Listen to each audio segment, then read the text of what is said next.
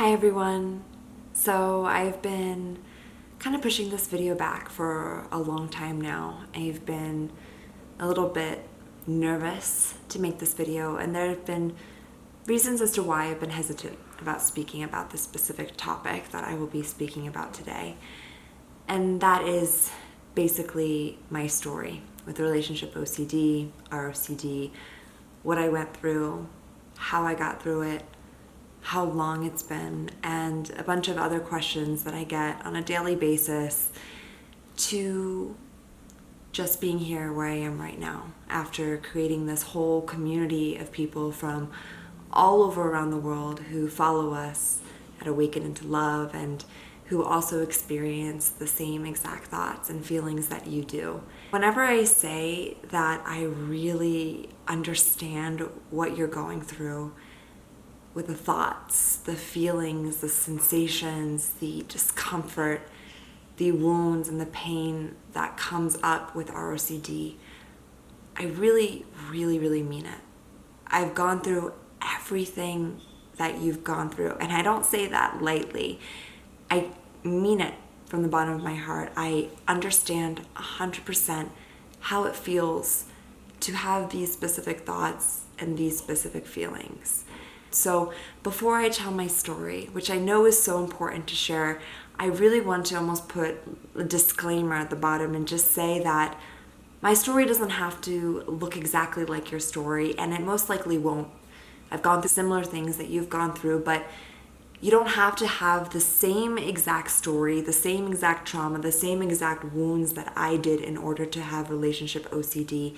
So please, just before you listen to my story and my past and everything that brought me to where I am today, I want to invite you to just watch this video with curiosity, and whatever comes up for you, whatever it may be, and according to the feelings or thoughts that you have, to practice bringing in a curious, compassionate attention to the thoughts and feelings.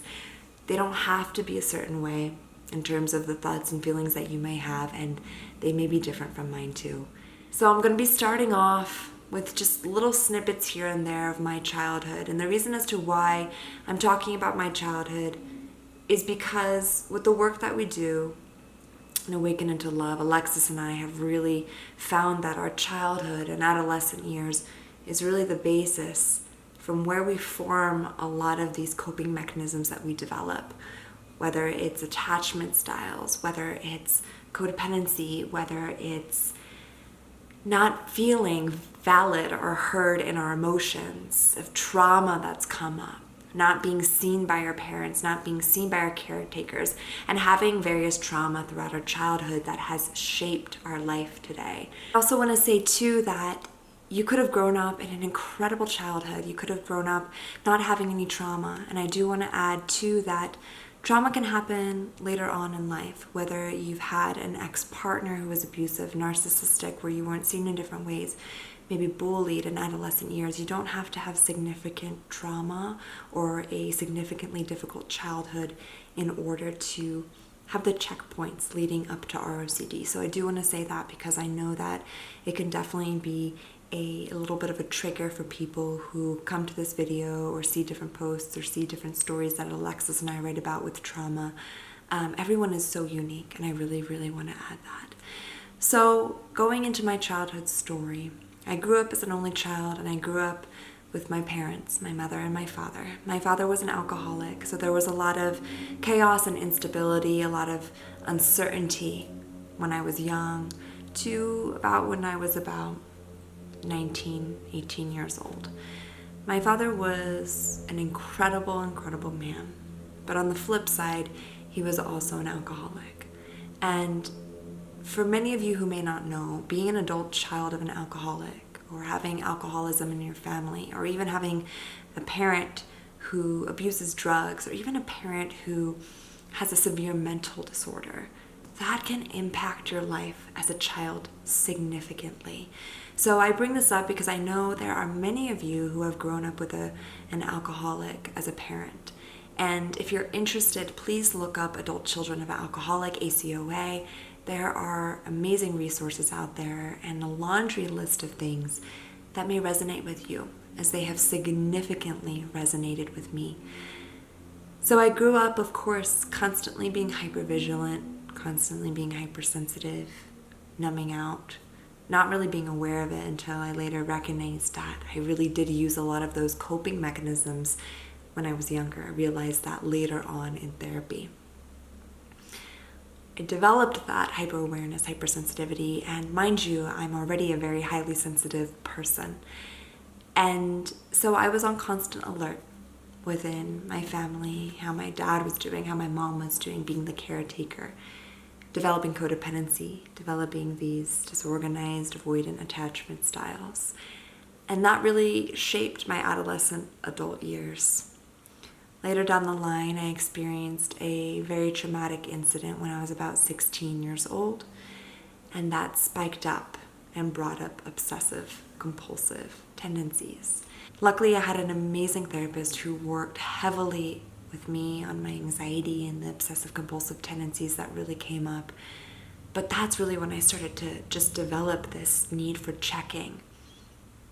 Underlying the checking, everyone, and underlying the avoidance and underlying the reassurance and underlying all the compulsions lies this feeling that something is not right, that something is wrong.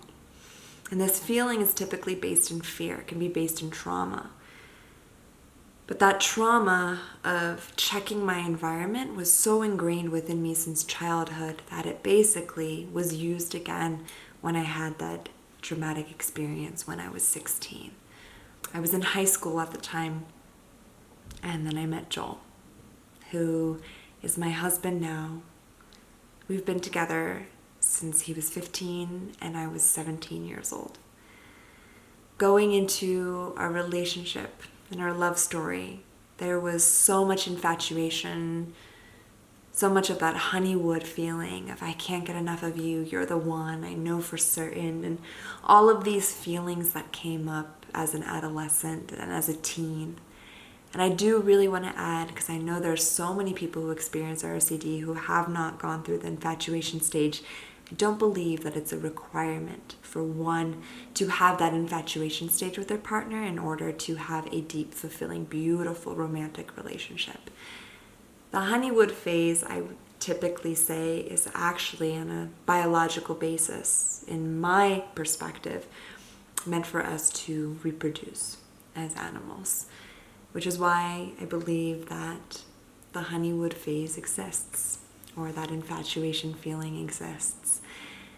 Now, there was a lot of intimacy, there was a lot of passion in the beginning stage. Fast forward 2 years after, the honeywood stage typically goes from 6 months to 2 years. After the 2-year mark, I had my first panic attack. My first panic attack in 2 years with Joel. I hadn't experienced in 2 years. I had done extensive therapy around panic and anxiety, and it was a complete shock, and I was almost re-traumatized again. I also had fallen out of the honeywood phase at the same time, so there was this combination of not feeling safe in my environment, my mind projecting my lack of safety onto Joel, and also not feeling the same that I did because I fell out of the first stage of a relationship. There was so much anxiety. The thoughts started kicking in of, what if he's not the one? What if this isn't right? What if I have to leave? What if I don't love him? What if I'm not in love with him? Why don't I miss him? Why do I feel different? Why do I feel like he's a stranger? And as I started getting stuck into the dialogues and into the anxiety and into the fear and into the pain, I started to create my own reality where I only started to see him as someone who was a complete stranger to me. That lasted for a couple months until I finally had this breakdown of not knowing what to do. I felt so different around Joel. Whenever I tried to touch him or he tried to touch me, I would flinch. I would feel disconnected. My heart would close off.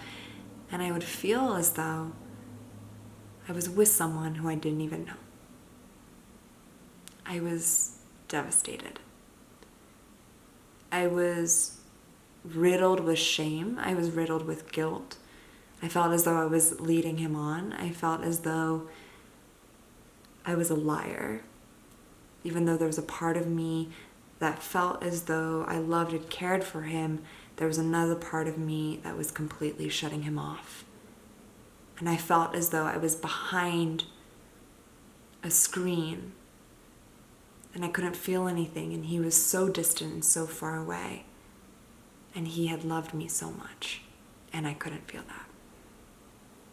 A couple months down the line, as I had my breakdown, I went to my dad's room. He had been sober for a couple years, and we were building this incredible connection where I started to really feel as though I could rely on him, really for the first time in my life. I remember running to his room, crying, trying so hard to hold back my tears. And I said to him, "Dad, I don't know what to do. I feel like I don't love Joel anymore. But there's a part of me that does, but there's a part of me that doesn't, and I don't miss him anymore, and I used to feel this way, but now I don't feel that way, and I don't know what to do, and I don't want to hurt him, and I don't want to hurt me." And I remember him looking at me so dearly with sadness, but there was a part of him that had this excitement in his eyes. And he said to me, "Kiyomi, love is a choice. Love isn't feelings. And everything you've learned about love and the Honeywood love and the infatuation and the passion and how that's supposed to be love, that's all complete bullshit. You've been lied to." And it was almost as though he was waiting for this moment. Like it was this moment that he was waiting for since I was born. And we had this conversation for a couple hours more about love and what love is and how it's an art and how it's an action and how you're going to fall in and out of love many, many, many times. And it's not the falling out that matters, but the actions that matter throughout it and building it almost like an art piece and like a garden. That specific conversation with my father is basically the hallmark, basically the grounding source for why Awaken into Love was created. It has been one of the most important conversations in my life, and the reason as to why we've been able to create Awaken into Love, and the reason as to why there's an amazing community of people just like you on Awaken into Love and you watching these videos.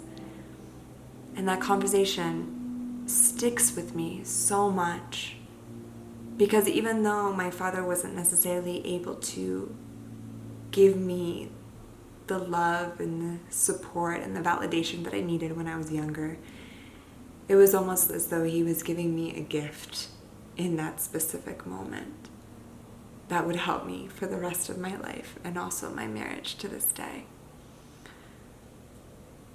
So 2 months later, after that specific conversation, he unexpectedly passed away from a heart attack. And that, of course, changed and shattered my life.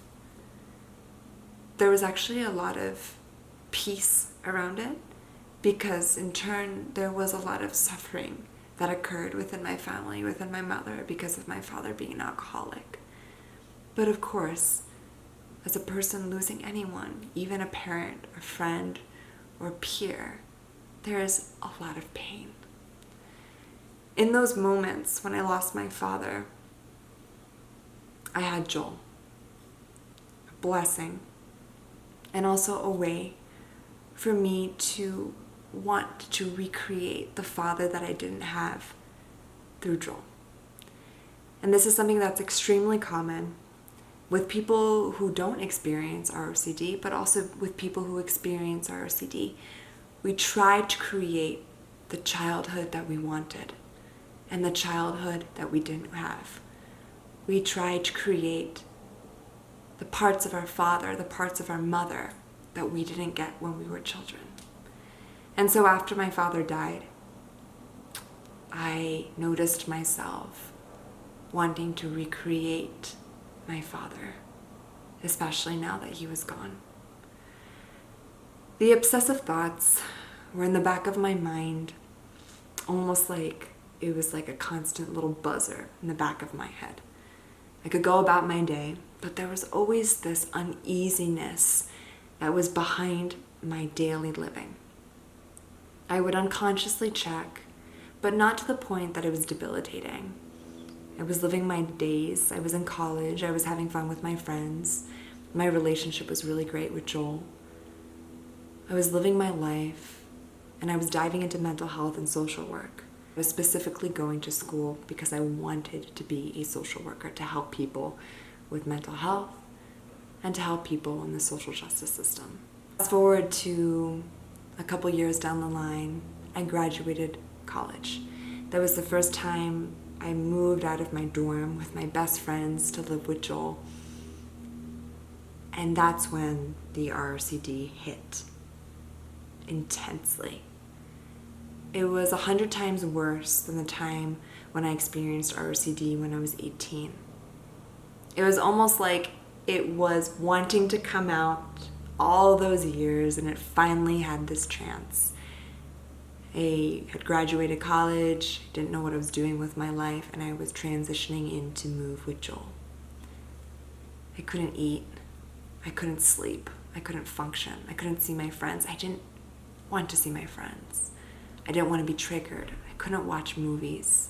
I specifically remember going to a movie theater to see this one movie with my mom and my friend, and it was a love story. And the amount of how much it triggered me lasted for months. But when I felt that I was debilitated, it's not in any way an exaggeration. It was pain, and it was being in bed, and it was not eating, and it was throwing up every day, and it was not knowing what was wrong with me, and it was being filled with guilt and shame. Love him? Do I really love him? Is he attractive? Is he attractive enough? What about this person? What about that person on the street? Am I attracted to that person? How do I know what's what? How do I know what's real? Are my thoughts real? Are my feelings real? Do I have feelings? But love isn't a feeling. Love is a choice. But do I choose this? But how do I know if I choose this? But what about that attractive guy here? And what about my ex? And all of these thoughts flooded my head from the moment I woke up to the moment I fell asleep, without any room to breathe. I knew that I needed to see a therapist. And as many of you know, seeing a therapist about this specific issue can be terrifying. What if they tell me I have to leave my partner? What if they tell me that this isn't right? What if they tell me that I have to leave? But I was in too much pain that I knew that even though they said that, I needed to risk it to see if I could get any sense of help. I went through about 5 different therapists. All of them were triggers. They didn't understand me. They didn't understand what was going on. They thought I was too young. They thought I fell out of love. Some of them laughed at me until I came across this one therapist who changed my life. She took me seriously for the first time. She saw my pain in my eyes, and she saw that I wanted so badly to just get through this, to just give it a chance. And many of you ask me, what is that one thing that kept me going? Because it's not the feelings, because the feelings aren't there. Because it's not that gut feeling, because that gut feeling is so way off. But what kept me going was this knowing that I had an incredible partner.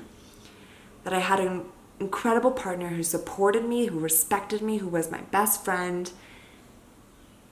and who was an absolutely amazing person. And I just wanted to give it a try. And those were the 2 things that kept me going. I want to just try this, and I have someone incredible, and I don't want to lose that. This therapist helped me immensely. And let me tell you that the progress with ROCD and anxiety and trauma was up and down, up and down, up and down, which is why I talk so much about the line of success, that it's not this straightforward up line, that it is an up and down state of progression. And some days I would get out of therapy and I would be like, what's the point? I would check my phone. Do I feel better yet? I would look at text. Do I feel better yet? I would call Joel. Do I feel better yet? Do I love him yet? But over time, I started to notice that no, it wasn't an instant relief. No, it wasn't waking up and having it completely gone. It was a slow progress where I started to notice, oh, I haven't had ROCD in 2 days. Oh, I haven't had ROCD in a week. Oh, it's been a month. Oh, it's been a couple months. Or, oh, the thoughts are there, but they don't bother me anymore. I worked with this therapist. I worked with other coaches. I was doing an intensive yoga therapy program. I was also working with an amazing mindfulness teacher who taught me so much about working with my emotions, with loving kindness, with compassion, with wisdom. 2 things that I grew up understanding from my father, wisdom and compassion, which is what Awaken to Love is all about. She worked with me weekly on the phone, teaching me about mindfulness, teaching me how to work with my emotions, teaching me how to work with anxiety. And as the compassion started to roll in, and as the wisdom started to roll in, I started to get better. I've been in the mental health field for over 8 years now. I've worked intensively with people in yoga therapy. I've worked in social work. I've worked specifically with people who have anxiety, depression, OCD, ROCD. And so I wanted to try many different types of modalities. I knew that I wanted to feel good in my body, so I really started to work out. I knew that I wanted to feel good and nourished, so I started to eat better. I knew that I needed to fulfill myself, so I started doing creative projects again and working on my own goals and not putting so much dependency and fulfillment onto Joel. And that was a huge, huge thing. Over time, I slowly got better to the point where I remember this moment. I looked back and thought, it's been a year since I've had ROCD. And that's when I knew that in order to get to a place you want to get to that's fulfilling and rewarding, it's going to take hard work. It's not going to be easy. But your brain is wired to heal, and you can 100,000% do it. I love mental health. I love spirituality. I love anything that has to do with psychology.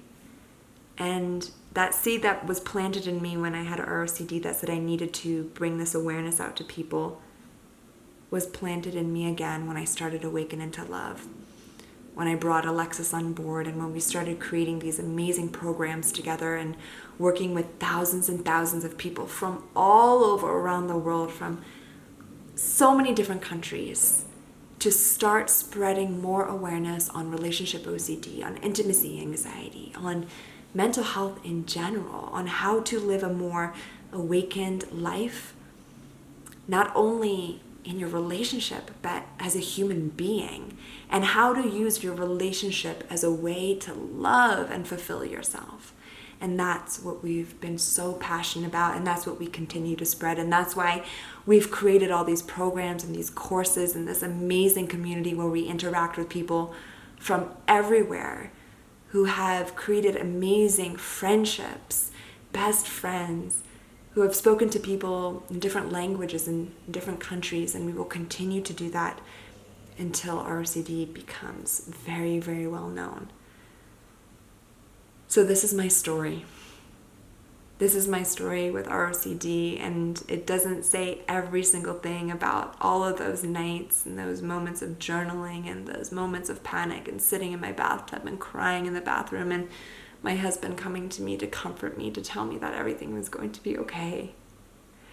It doesn't go over the trauma that used to come up continually over my father, or the trauma that would come up just about life in general, or those moments where my husband would sit next to me and put his arm around my shoulder and tell me that we could do this together. It doesn't touch those things, but it does touch the fact that you're not alone with what you feel.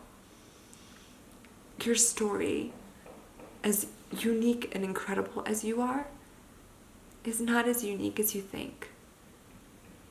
Because other people are going through the same exact thing as you. and you are not alone. And you'll never be alone. Never in this lifetime. So I'm going to be answering a bunch of your questions on Instagram today.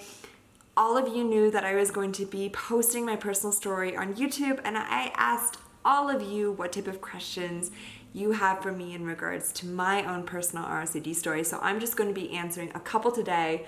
I got over hundreds of questions. Did you tell your friends? I only told one friend when I experienced ROCD. I actually did bring up what I was feeling to another friend, and the moment they triggered me, I stepped back and knew that it wasn't a good place to tell my friend. So I knew that I could tell my one friend and rely on this one friend.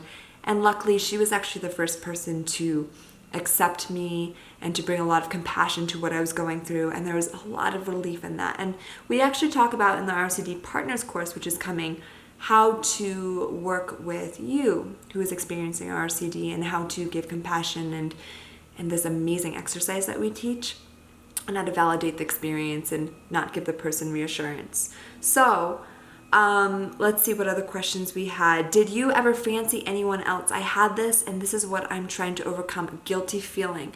Absolutely. And first I just want to say, just in general, that fancying someone else, I think this is a British term and I love it, but being attracted to another person is normal. We are human beings. It is okay to find someone attractive. It is okay to just find them amazing and incredible. The thing with ROCD is that it latches on to the fact that that's not okay. It brings about guilt, it brings about shame, and then we spiral further into ROCD, which is why the brain, reptilian brain, the fear tells us that it's not okay, but it is normal and it is completely okay.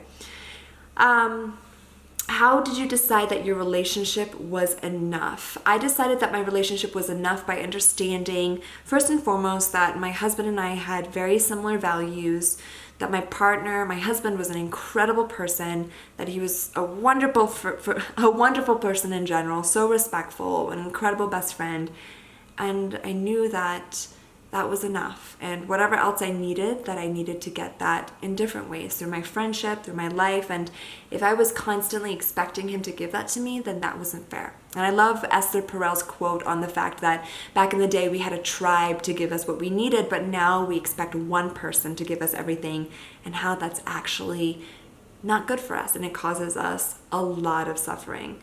How often did you feel like ROCD were telling you shouldn't be your partner and you don't love him? ROCD told me that all the single time, or my thoughts told me that all the time.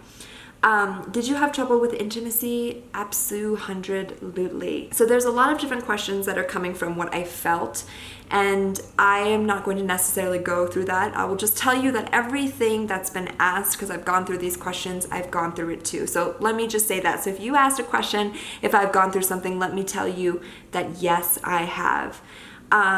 Let's see, what other questions do we have?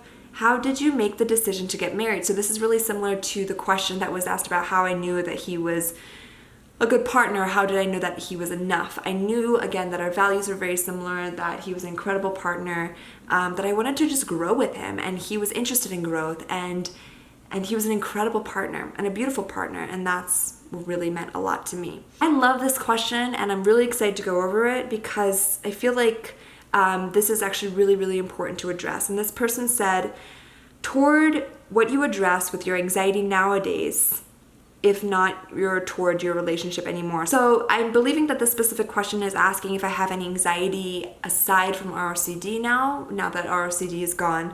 I'm just going to say just in general in a relationship, because I think that there might be some misconception around relationships and ROCD. Like, once ROCD is gone, I'm going to have a perfect relationship. Once I don't have ROCD, I will not have any conflict, and that's far from the truth. Every single relationship goes through conflict, goes through disagreements, fights, interests not being similar, communication issues, attachment issues, insecurities.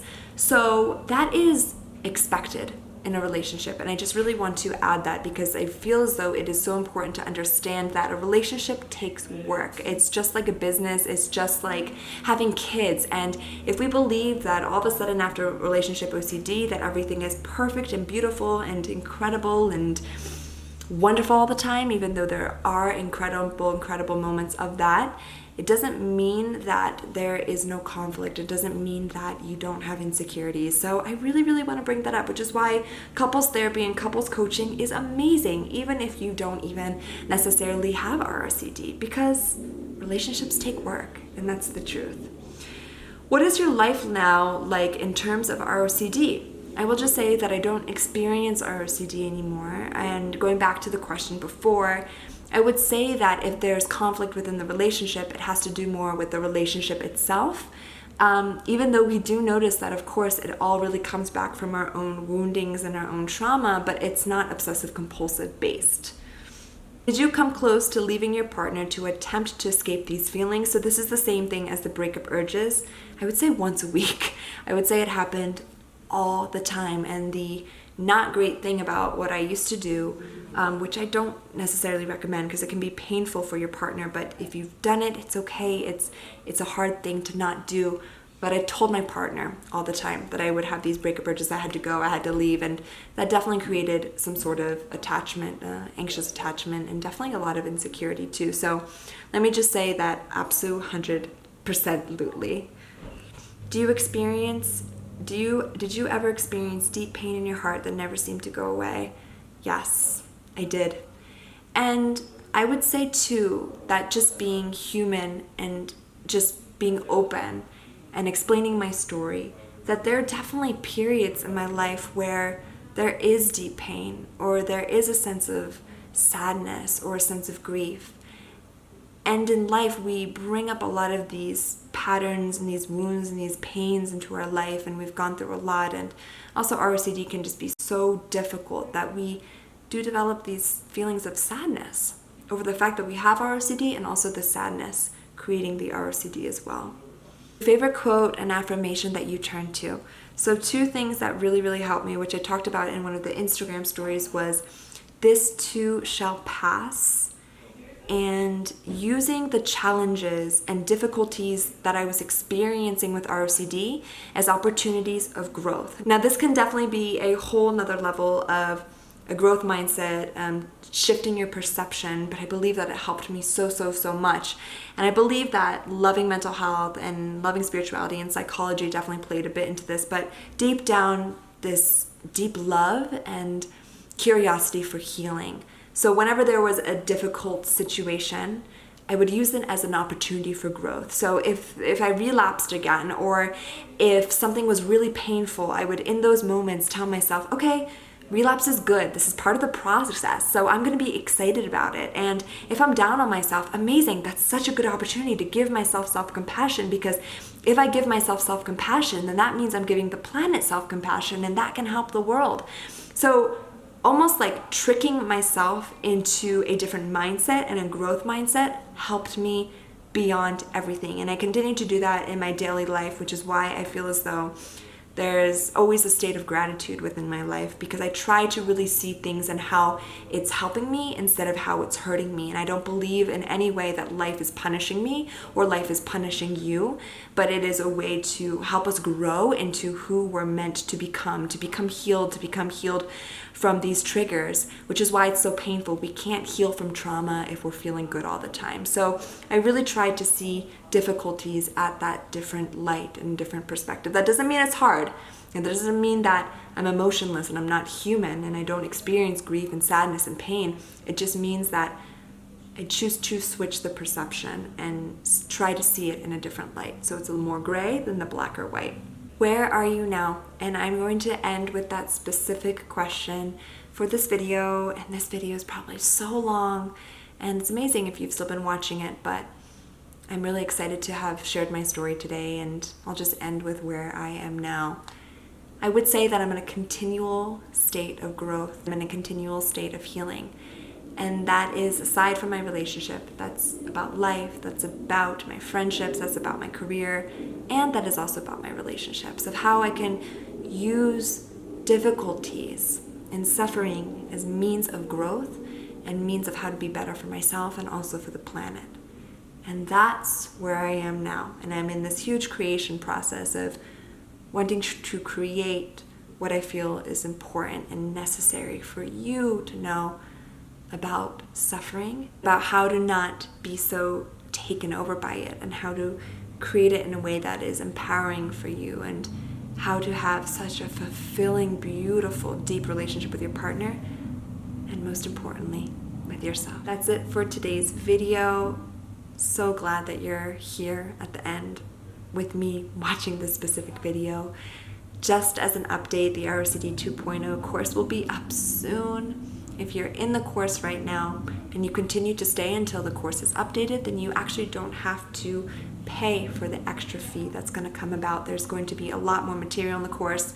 Alexis is going to be monitoring the community, and it's going to be amazing. So join us, join this incredible Awaken to Love community.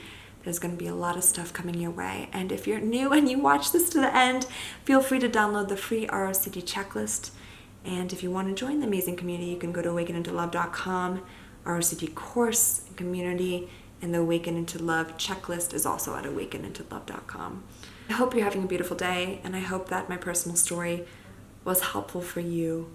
And I hope that today you can take this story with you and use it as a way to help empower yourself, your life, your relationship, your friendships, but through the life moving forward, and all the beautiful possibilities, and all the beautiful moments, and all the beautiful memories that will come your way. It's gonna come. Here's to being human, my friends. I'll talk to y'all later. Bye-bye.